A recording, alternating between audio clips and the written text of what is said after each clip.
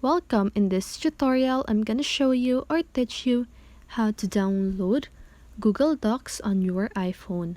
So if you want to know how I did it, just keep on watching. So first of all, you want to open your App Store. Now click on the search button at the lower right corner of your screen. Then just go ahead and search for Google Docs.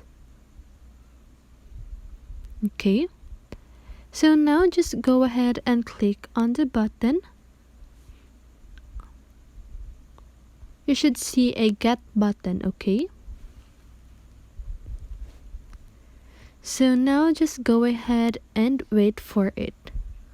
Okay, so once it is done downloading, just go ahead and click on it, and now you can start using your Google Docs on your iPhone.